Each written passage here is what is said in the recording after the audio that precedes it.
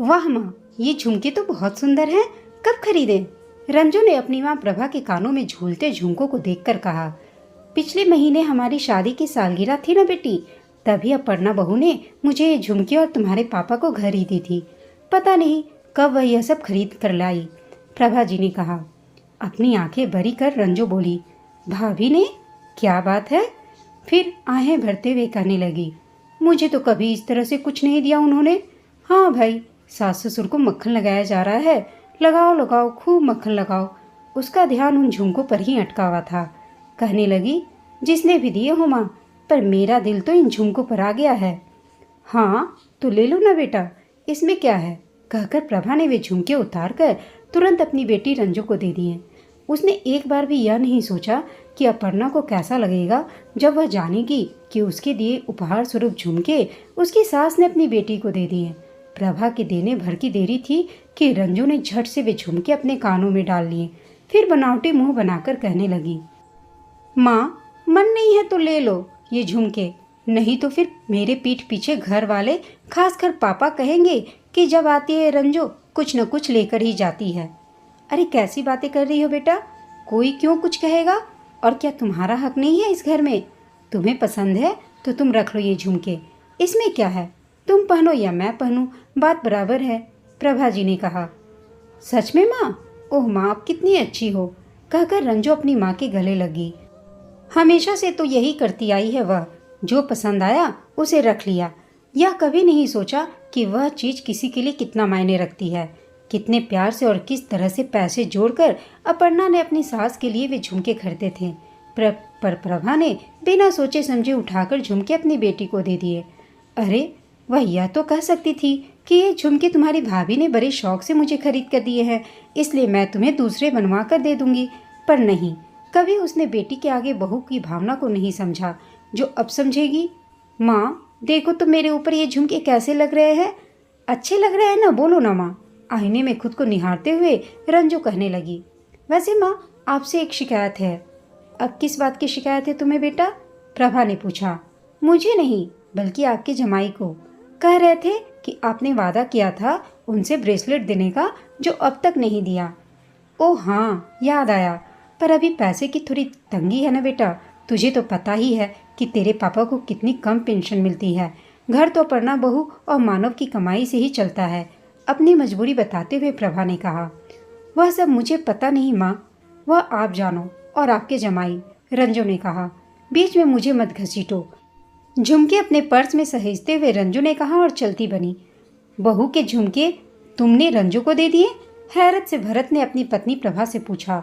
हाँ, उसे पसंद आ गए तो दे दिए, बस इतना ही कहा प्रभा ने और वहां से जाने लगी। जानती थी कि वह अब भरत जी चुप नहीं रहने वाले। क्या कहा तुमने?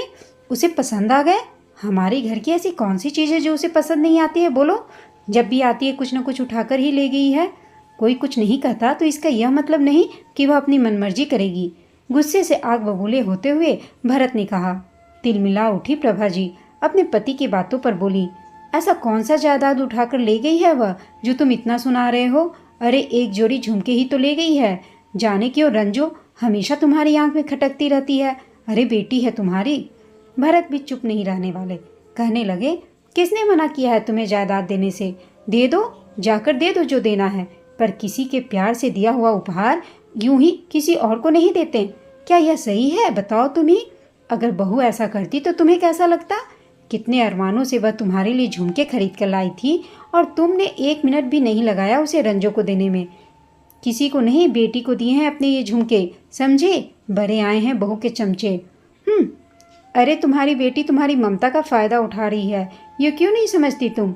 और कुछ नहीं है यह। किस बात की कमी है उसे? हमारे बेटे बहू से ज़्यादा कमाते हैं वे दोनों पति पत्नी। फिर भी कभी हुआ उसके कि अपने माँ बाप के लिए 2 रुपये का उपहार भी लेकर आए? और हमारी छोरो, क्या कभी उसने अपनी भतीजी को एक खिलौना भी खरीद कर दिया है? नहीं ना, बस लेना जानती है। क्या मेरी आंखें नहीं हैं? देखता हूँ मैं तुम बहू बेटी में कितना फ़र्क करती हो। बहू का प्यार तुम्हें ढकोसला लगता है और बेटी का ढकोसला प्यार। ऐसे घूरो मत मुझे, पता चल जाएगा तुम्हें भी एक दिन कि कौन अपना है और कौन पराया। कैसे बाप हो तुम जो बेटी के सुख पर भी नज़र लगाते रहते हो? पता नहीं क्या बिगाड़ा है रंजू ने आपका, जो हमेशा वह तुम्हारी आंखों की किरकिरी बनी रहती है। अपनी आंखें लाल करते हुए प्रभा जी बोली।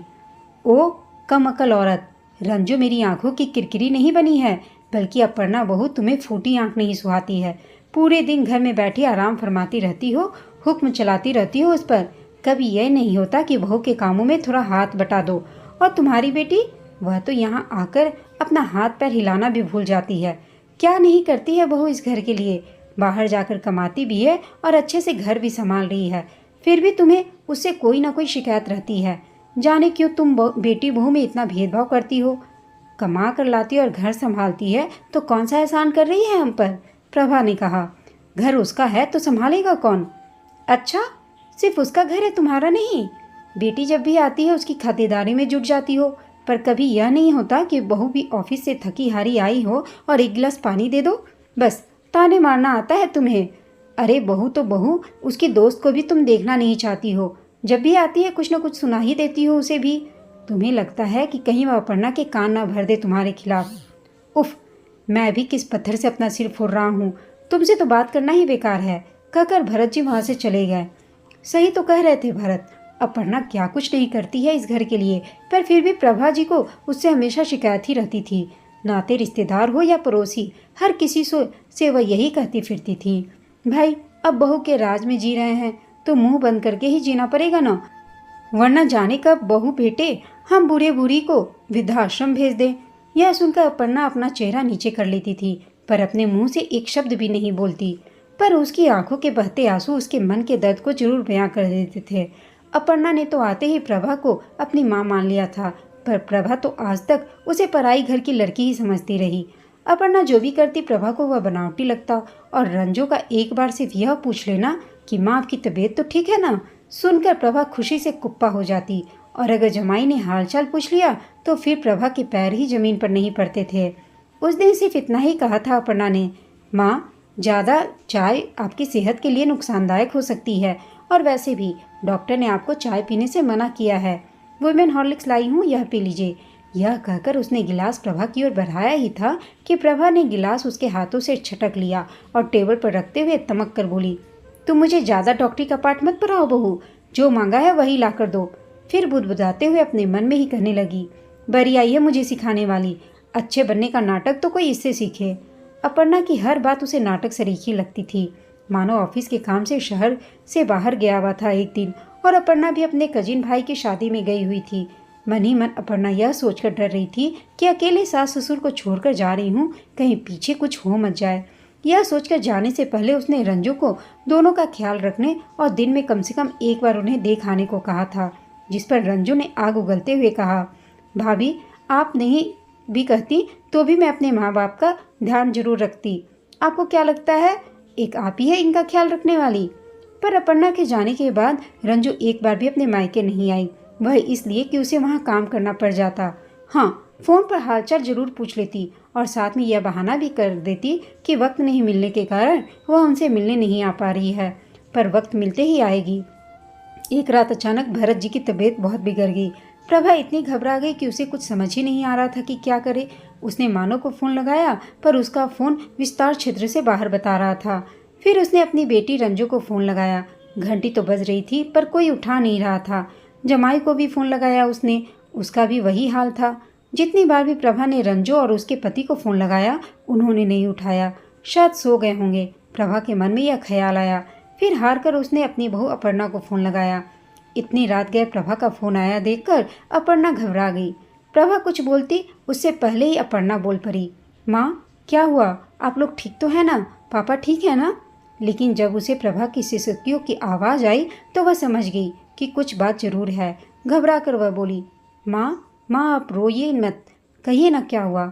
अपने ससुर के बारे में सब जानकर कहने लगी, माँ आप घबराइए मत, कुछ नहीं होगा पापा को, मैं कुछ करती हूँ। उसने तुरंत अपनी दोस्त शोना को फ़ोन लगाया और सारी बातों से उसे अवगत कराते हुए कहा कि तुरंत वह पापा को अस्पताल लेकर जाए, जैसे भी हो। अपर्णा की जिस दोस्त को प्रभा देखना तक नहीं चाहती थी और उसे बंगालन बंगालन कहकर बुलाती थी, आज उसी के बदौलत भरत जी की जान बच पाई। मौके पर जल्दी से वह आ गई और भरत जी को डॉक्टर के पास ले गई, वरना पता नहीं क्या हो जाता। डॉक्टर का कहना था कि मेजर अटैक था। अगर थोड़ी और देर हो जाती मरीज को लाने में तो वे इन्हें बचा नहीं पाते। तब तक अपर्णा और मानव आ चुके थे। फिर कुछ देर बाद रंजो भी आ गई। बेटे बहू को देखकर बिलख बिलख कर रो पड़ी प्रभा जी और कहने लगी, आज अगर सोना न आई होती तो शायद तुम्हारे पापा जिंदा न होते। अपर्णा के भी आंसू नहीं रुक रहे थे। उसने अपनी सास को ढाढ़स बंधाया और अपनी दोस्त को तहे दिल से धन्यवाद दिया कि उसकी वजह से उसके ससुर की जान बच गई। अपनी भाभी को माँ के करीब देखकर रंजो भी मगरमच्छ के आंसू बहाते हुए कहने लगी, माँ मैं तो मर ही जाती अगर पापा को कुछ हो जाता। कितनी खराब हूँ मैं जो आपको कॉल नहीं देख पाई। वह तो सुबह आपकी मिस कॉल देखकर वापस आपको फ़ोन लगाया तो पता चला, वरना यहाँ तो कोई कुछ बताता भी नहीं है। यह कहकर अपर्णा की तरफ घूरने लगी रंजो। तभी उसका 7 साल का बेटा बोल पड़ा, मम्मी आप झूठ क्यों बोल रही हो? नानी मम्मी झूठ बोल रही है। जब आपका फ़ोन आया था हम टीवी पर बाहुबली फिल्म देख रहे थे। मम्मी यह कहकर फ़ोन नहीं उठा रही थी कि पता नहीं कौन मर गया जो माँ इतनी रात को हमें परेशान कर रही है। जब देखो तब फ़ोन करते रहती है, ये भी नहीं सोचती कि कितना समय हो रहा है। पापा ने कहा भी कि फ़ोन उठा लो, पर माँ ने फ़ोन नहीं उठाया और फिल्म देखती रही। यह सुनकर तो सब लोग वहाँ हैरान रह गए। सच्चाई खुलने से रंजो की तो सिट्टी पिट्टी गुम हो गई। उसे लगा जैसे उसे करंट लग गया हो। अपने बेटे को एक थप्पड़ लगाते हुए बोली, पागल कहीं का, कुछ भी बकवास करता रहता है। फिर हकलाते हुए कहने लगी, अरे वह तो किसी और का फ़ोन आ रहा था माँ, मैंने उसके लिए कहा था। दांत निपोड़ते हुए आगे बोली, देखो ना माँ कुछ भी बोलता रहता है, बच्चा है ना इसलिए। प्रभा को अपने कानों पर विश्वास नहीं हो रहा था। कहने लगी, इसका मतलब तुम उस वक्त जागी हुई थी और तुम्हारा फ़ोन भी तुम्हारे आसपास ही था। तुमने एक बार भी यह नहीं सोचा रंजो कि इतनी रात को तुम्हारी माँ किसी कारणवश ही तुम्हें फ़ोन कर रही होगी? अच्छा सिला दिया तूने मेरे प्यार का और विश्वास का। बेटा आज मेरा सुहाग गुजर गया होता अगर यह सोना न होती। जिस बहू के प्यार को मैं ढकोसला और बनावटी समझती रही, आज पता चल गया कि वह असल में प्यार ही था। मैं तो आज भी इस भ्रम में ही जीती रहती अगर तुम्हारा बेटा सच्चाई न बताता तो। अपने हाथों से सोने का अंडा देने वाली मुर्गी निकलते देखकर रंजो कहने लगी, नहीं माँ ऐसी बात नहीं है, आप गलत समझ रही हैं। समझ रही हूँ नहीं, समझ रही थी बेटा, पर अब मेरी आंखों पर से पर्दा हट चुका है। सही कहते थे तुम्हारे पापा कि तुम मेरी ममता का सिर्फ फ़ायदा उठा रही हो। कोई मोह नहीं है तुम्हारे दिल में हमारे लिए। कहकर प्रभा ने अपना चेहरा दूसरी तरफ फेर लिया और अपर्णा से बोली, चलो बहू देखे तुम्हारे पापा को कुछ चाहिए तो नहीं। रंजो माँ माँ कहती रह गई, पर पलटकर एक बार भी प्रभा जी ने नहीं देखा, क्योंकि आज बेटी की तरफ से उनका मुंह टूट गया था। दोस्तों आपको यह कहानी कैसी लगी कमेंट करके बताइएगा। साथ ही कहानी अच्छी लगी हो तो इसे लाइक शेयर और चैनल को सब्सक्राइब अवश्य कीजिएगा। कहानी सुनने के लिए आप सबका धन्यवाद।